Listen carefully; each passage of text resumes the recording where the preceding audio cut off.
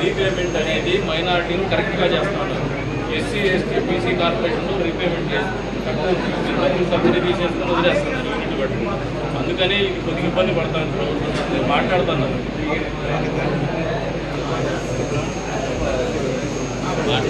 పేపరన్నా ఈ నువ్వన్నా చెప్పు చదువుకుంటా కదా నాకు తెలుసులే.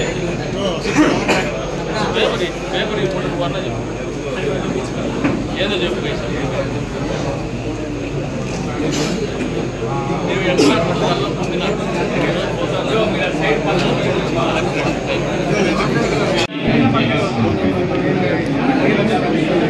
నీళ్ళ ఇబ్బంది తోట ఎక్కడ కూడా మీరు ఎప్పుడు కూడా ఏ ప్రభుత్వం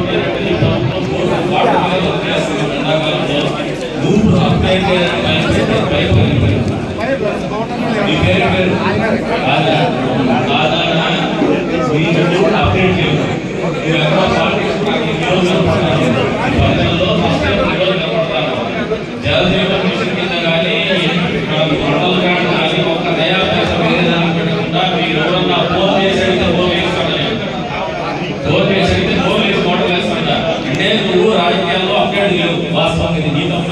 నువ్వు వచ్చేసి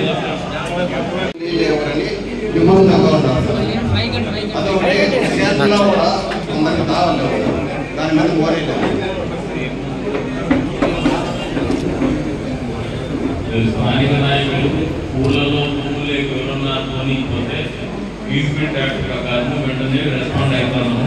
మీకు పేపర్లో పిటిషన్ రాసుకోండి ఏ గ్రామం అనేది వెంటనే దాన్ని పూర్తి చేస్తాము. అందరినీ వాళ్ళు మీ చెరువులు నీళ్ళించేటువంటి కార్యక్రమంలో మొదట్లోనే రివ్యూ మీటింగ్లోనే దాన్ని పరిష్కారం చేసినాము. ఎక్కడైతే మేము టోటల్గా లైనింగ్ చేయించాము చెరువులు నీళ్ళించే వెంటనే ఓపెన్ చేసి అది నీళ్ళించేది ఏర్పాటు చేస్తాం. కంపెనీలు కావు అది మేము ఖచ్చితంగా 2 లక్షలు వదులుతాయి.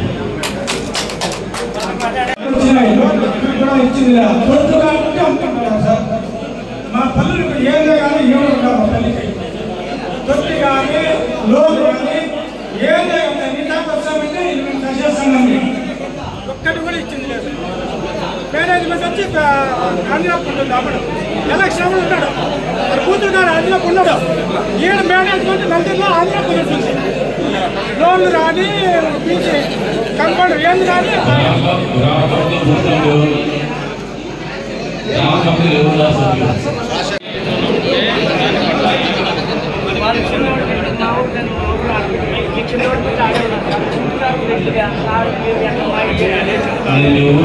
వేరే విధంగా భూమి తెప్పించేదా మీ పట్టాలు అక్కడ కాకపోయినా మంగపురం పువ్వులు చెరువుపురం పువ్వులు ఇట్లాంటి లేకుండా 2 ఎకరాలు మీకు చూపించేసి 70 ఇంట్లో కూడా నేను తహసీల్దార్ చెప్పేసి గవర్నమెంట్ ల్యాండ్ చూసి ఆడేదాన్ని ఖాళీ తెప్పిస్తాను.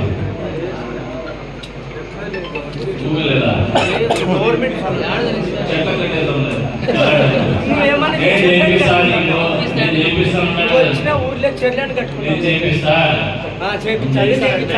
ఊరే బాగుంది. గంగమ్మ గుడి కట్టుకుంటాడని అన్నాడు. మా ఊరికి సీసీ రోడ్ నేను యాక్సిడెంట్ అయినా కోరే ఉంది. మా ఊరికాడ చాలా ఇబ్బంది అయిపోతుంది. అది లైట్ సీసీ రోడ్ అది ఇంపార్టెంట్. పండలేదు అంత స్వీట్ ఎక్కువ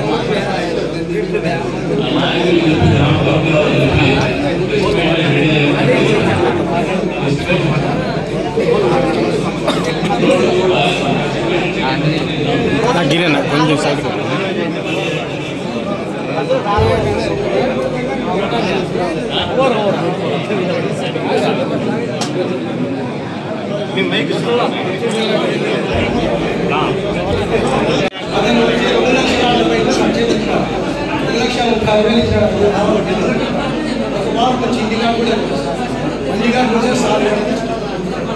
బంగాళ కూడా పిఎస్ఆర్ అతనేమన్నా ఎందుకు తెస్తారు ఎందుకు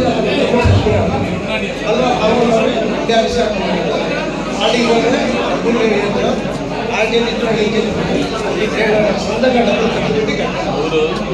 గోపి సార్ పంచాయత్ సెక్రటరీ 1,36,000 ఏమన్నా చెప్తే ఈ జాబ్ అయితే చేసి పెట్టాలి. అదే కలిగొండ ప్రసాద్ చాలా 2024 తెలిసి మీ దగ్గరికి వస్తా. అందరూ కారణంగా ఇండియా ఆఫీసు 5 రోజులు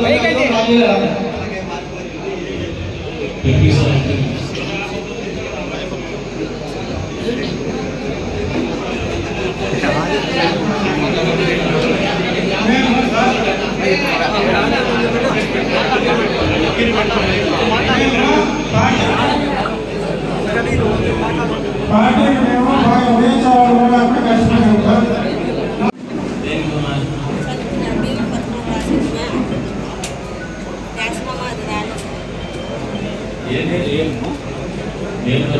చెప్పేది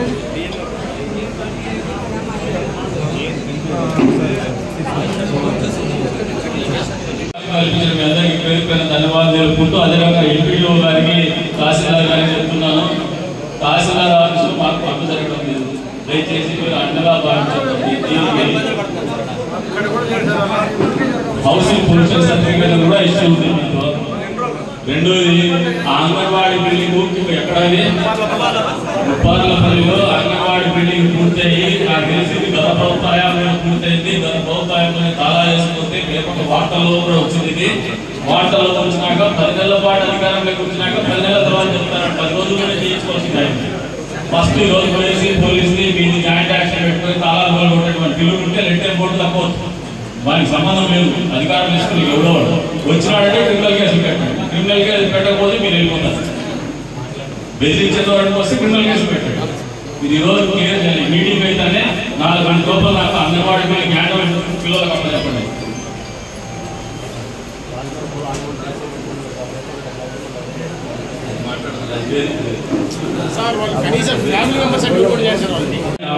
ముందుకు వస్తా ఉన్నాను కాబట్టి వేరే నియోజకవర్గాలు ఈ రకమైనటువంటి పోకడం లేవు, ఈ రకమైనటువంటి ధోరణి లేవు.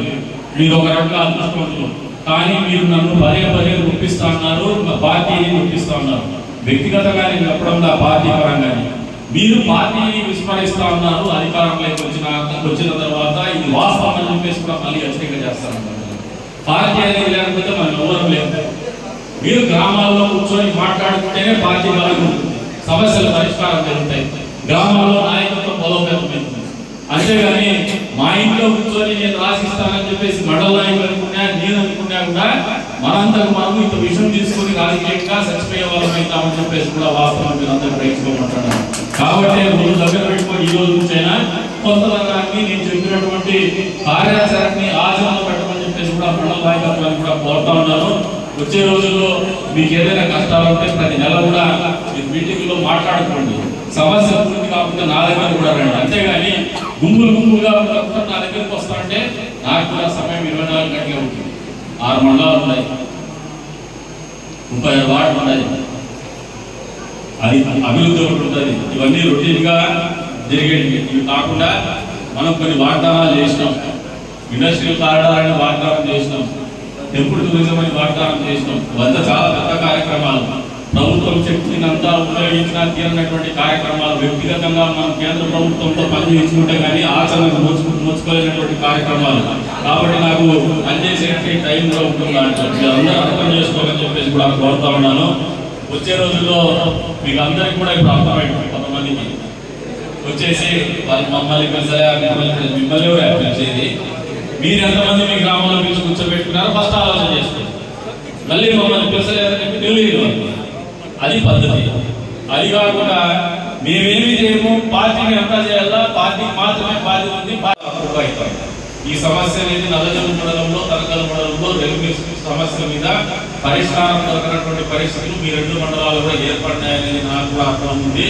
అందుకనే చెప్తాను ఆ రెండింటికి కూడా ఈ వారంలో మీకు పరిష్కారం కూడా చూపిస్తానని చెప్పేసి కూడా ఈ సందర్భంగా తెలియజేస్తాను.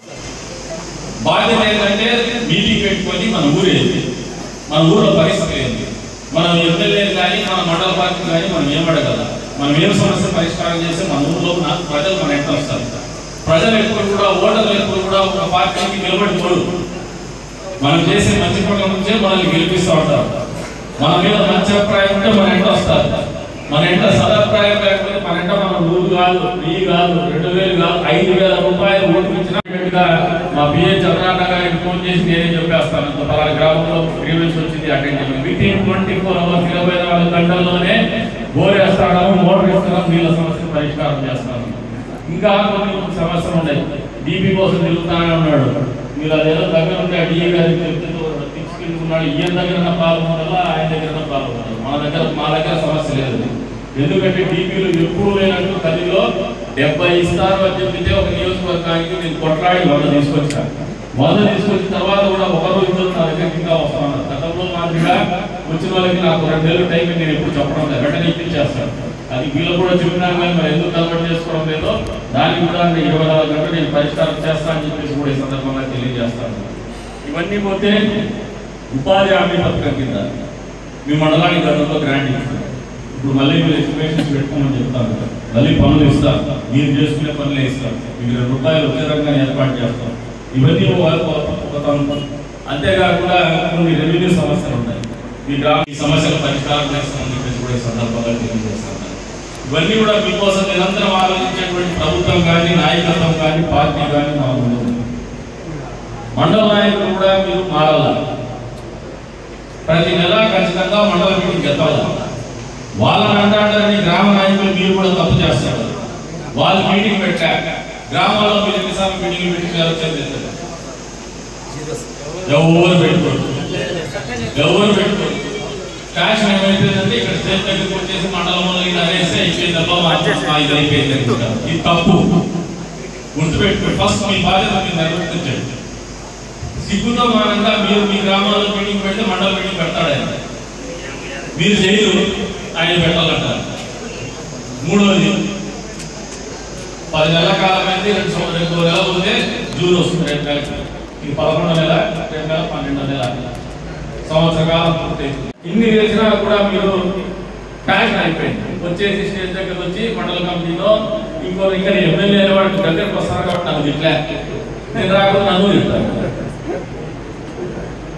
నా బాధ్యత, నాకు ఒక కృతజ్ఞత ఉంది మీరంటే. నా ప్రతి కష్టంలో, పార్టీ ప్రతి కష్టంలో మీరు అందరూ ఉన్నారు. ప్రభుత్వం వచ్చిన తర్వాత మీకు ఆ గౌరవం కానీ ఆ గుర్తింపు కానీ మీ గ్రామాల్లో మీకు నాయకత్వం కానీ ఇవ్వాల్సినటువంటి బాధ్యత మా మీద ఉంది. మేము ఎప్పుడు మర్చిపోం మీ త్యాగాలని కానీ మీరు పడే కష్టాన్ని కానీ. నేను కష్టపడినానని చెప్తాను. మీలో ప్రతి ఒక్కరూ కష్టపడితేనే అధికారం వచ్చింది. నేను ఒక్కరిని కష్టపడితే రాలేదు. అంతే బాధ్యతతో అధికారం వచ్చిన తర్వాత మనం ఆలోచన చేయాల్సిన విధానంలో మార్పు తెచ్చుకోవాలని చెప్పేసి కూడా ప్రతి కార్యకర్తకు ప్రతి నాయకులకు తెలియజేస్తాను. గ్రామాల్లో నెలకు ఒకసారి అర్ధగంట కూర్చునే ఏమైంది సమస్యలు చెప్పండి. అర్ధగంట టైం ఉండదు. కలిగే ఏదన్నా పని కూర్చోవడం మాత్రం ఎమ్మెల్యే దగ్గరికి వచ్చేసి అది కావాలా ఇది కావాలని చెప్పేసి బాధ్యమని మీరు గ్రామాల్లో రెజల్యూషన్ పాస్ చేసి పంపించండి. ఆ 10 రూపాయలు చూసామని అందరూ కూర్చొని మేము ఈ నెలలో ఈ మీటింగ్ పెట్టుకున్నాం, మా గ్రామంలో ఇది కావాలో మాకు తీర్మానం తీసుకుని పేపర్ పంపించండి. మా ఆఫీసు కూడా నేను మీటింగ్ పెట్టుకొని చెప్పినాను. మీరు మన ప్రజలు లేకపోయినప్పుడు చెప్పే ప్రతి క్రియాలని రికార్డ్ చేయండి. వచ్చిన తర్వాత సిస్టమ్లో అప్లోడ్ చేయండి.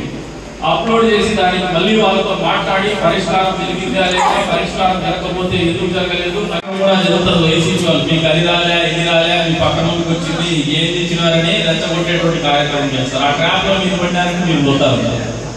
జగన్మోహన్ రెడ్డి అనే వారికి ఈ రాష్ట్రంలో భవిష్యత్తులో ఇంకొక 3 తరాలు అంటే మన తరము, మన తర్వాత తరము, దాని తర్వాత తరం వచ్చాక అప్పటికి ఆయన కూడా అయిపోయింది. మామూలుగా ఆయన సమాజం చెప్తాడు, చంద్రబాబు నాయుడు ముఖ్యవాడైనాడు, నేను 30 ఉంటాను. ఆయనకి 54-55 ఏళ్ళు వచ్చినాయి కానీ చంద్రబాబు నాయుడు 75 ఏళ్ళు ముఖ్యవాడు అయిపోయినాడు. ఆయన 30 ఏళ్ళు మాత్రం ఉన్నప్పుడు ఆయన 80 వచ్చినా ఉంటాడు అంటాడు. అంటే ఆయన ఆలోచన విధానం పట్టుకుంది. మరి అంటే ఆయన 85 ఏళ్ళు అయినా ఆయన ఏమైనా అమృతం ఆయన ముసలోడు కాడనుకుంటాను. శిల్కాలం అనేది వయసు అనేది అందరికీ రోజు పెరిగేది. వడ్డీ అయినా వయసు అయినా రోజు పెరుగుతానే ఉంటుంది. దాన్ని కూడా ఆపలేడు. హాలిడేస్ లేవు దానికి. ఇది మర్చిపోతారంటే ఈ రకమైనటువంటి ఆలోచనతో మిమ్మల్ని అందరినీ మొగ్గబెట్టేటువంటి కార్యక్రమం. దీనికి వెసులుబాటు ఎక్కడ ఇస్తామంటే మనం కూర్చొని మాట్లాడుకోవడం. ఎంతసేపు మండల పార్టీ వాళ్ళు అంటే తయారవుతున్నారు, గ్రామ కమిటీ వాళ్ళు అట్లా అవుతున్నారు, బూత్ కమిటీ వాళ్ళు అట్లా అవుతున్నారు. కాకపోతే నా దృష్టికి తీసుకురండి, నేను పరిష్కారం చేస్తాను కూడా మేము పనిచేస్తాను. మీరు ఎంత ఆలోచన చేస్తారంటే మీరు గ్రామాలలో మీటింగ్ పెట్టుకోలేనటువంటి పరిస్థితులు మీరు ఉన్నారంటే మంచిదా చెడ్డదా మీరే గుండెల మీద చేసుకుని ఆలోచన చేస్తున్నారు. అంతిమంగా మనకు అధికారం ఇచ్చిందే ప్రజలు. ఏ ఒక్క నాయకుడు నేను జల్లతో ఓట్లు వేయించినాము జల్లతో ఓట్లు వేసేటువంటి పరిస్థితి ఉందంటే అది గుర్తంతో ఓడిపోయింది. జల్లతో ఎవరి కూడా ఓట్లేవు.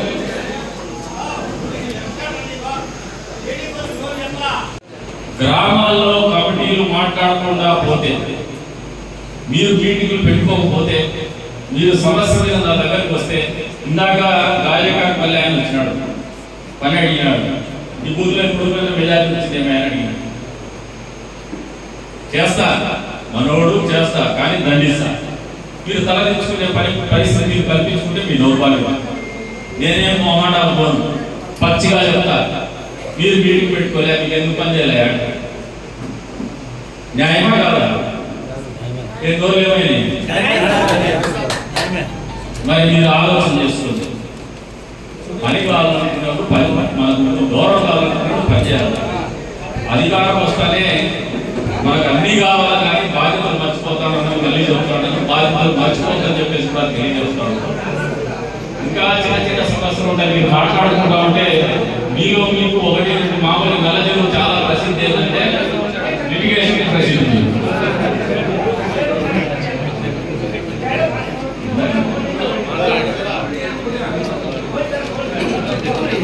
నల్లజరువు మండలము లిటిగేషన్ ప్రసిద్ధి. మీరు ఎవరికి వాళ్ళు పక్క పార్టీలకు కొట్లాడుతున్నారు, సొంత పార్టీలు భోజనం ఇస్తాంటారు. ఎప్పుడు అద్భుతమైనటువంటి మండలం తెలుగుదేశం పార్టీ. ఎందుకు మాట్లాడతారంటే ఈ మాట, బీసీలు ఎక్కువగా ఉండే మండలం ఇది.